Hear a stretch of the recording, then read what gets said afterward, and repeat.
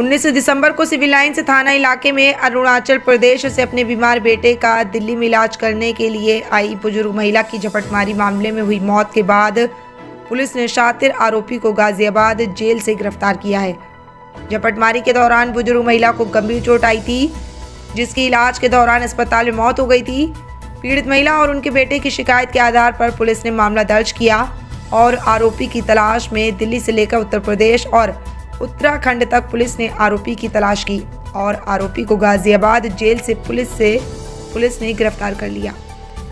उत्तरी जिले के डीसीपी मनोज कुमार मीणा ने बताया कि 19 दिसंबर को सिविल लाइन्स थाना इलाके में अरुणाचल प्रदेश की बुजुर्ग महिला कुसांग दोरजी 70 वर्षीय अपने बेटे पासंग दोरजी के साथ ई रिक्शा से जा रही थी। उसी दौरान बाइक सवार बदमाश ने महिला से उसका बैग स्नैच किया, जिसमें 1 लाख रुपए नकदी, जरूरी डॉक्यूमेंट और एप्पल आईफोन था। घटना के दौरान बुजुर्ग महिला को सिर में गंभीर चोट आई, जिन्हें इलाज के लिए नजदीकी अस्पताल ले जाया गया और इलाज के दौरान 3 दिन बाद बुजुर्ग महिला की मौत हो गई। पुलिस ने शिकायत के आधार पर मामला दर्ज कर इलाके में लगे सीसीटीवी के आधार पर आरोपी की पड़ताल शुरू कर दी है।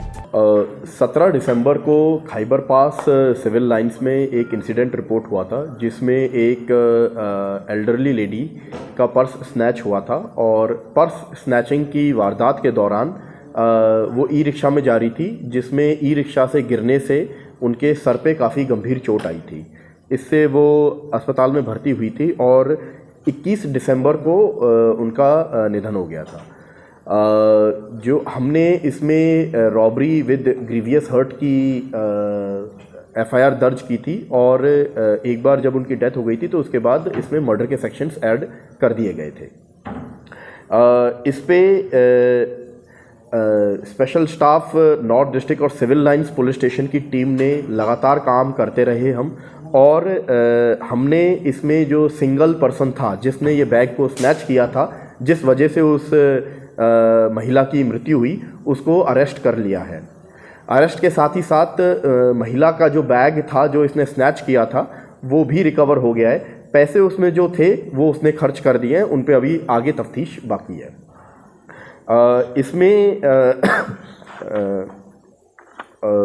बताने की बात यह है कि ये जो अक्यूज्ड है ये काफ़ी सालों से स्नैचिंग करते आ रहा है। 2003-2004 से ये स्नैचिंग कर रहा है और ये बैग स्नैचिंग ही करता है।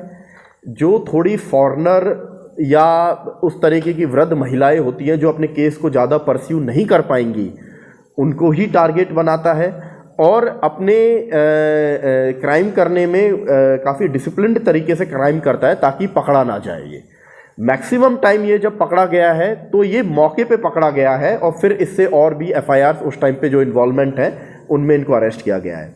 बट एक बार ये अगर मौके पे ना पकड़ा जाए तो ये अरेस्ट नहीं हुआ है। इस अरेस्ट के साथ ही साथ सिविल लाइन्स की ये एफआईआर खुलने के साथ ही साथ 7 और एफआईआर 7 एफआईआर पूरे दिल्ली की स्नैचिंग, बैग स्नैचिंग की, इनमें ये वांटेड था और उनको भी हमने सॉल्व कर दिया है।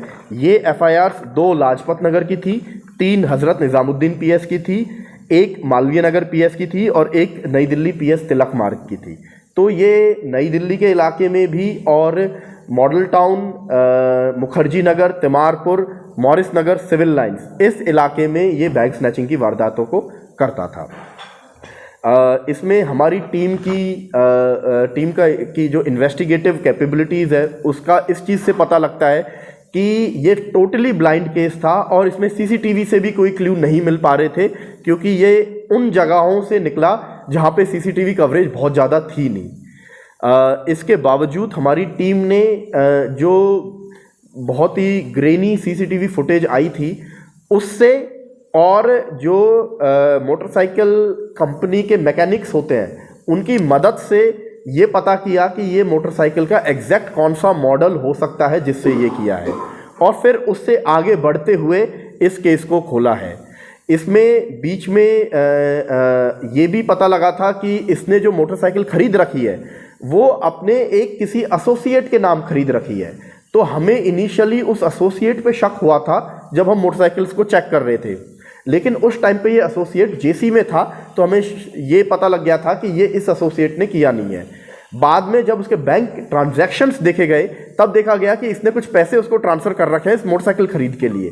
उस तरीके से हमें इसके ऊपर ज़्यादा शक होने लगा। साथ ही साथ इसमें फिर मुखबिरी भी हुई, जिसकी वजह से हमें और ज़्यादा विश्वास हो गया कि इसी ने ये वारदात की है। इसमें दो और पेक्यूलियर चीज़ है इस क्रिमिनल के बारे में।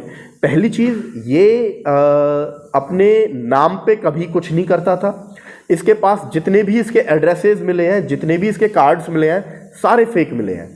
ये जो भी गाड़ियां खरीदता था वो अपने किसी रिश्तेदार के नाम खरीदता था या किसी एसोसिएट के नाम खरीदता था, और ये स्नैचिंग जब करता था तो उस मोटरसाइकिल से करता था, चोरी की मोटरसाइकिल से नहीं करता था, ताकि ज़्यादा सीसीटीवी फुटेजेस जनरेट ना हो। उन मोटरसाइकिल्स पे भी ये जब स्नैचिंग करता था उस टाइम पे नंबर प्लेट हटा देता था, ताकि कुछ लिंक ना बन पाए। तो इतना शातिर होने के बावजूद हमारी सिविल लाइंस और स्पेशल स्टाफ की टीम ने इसको पकड़ा है और इस केस को सक्सेसफुली सॉल्व किया।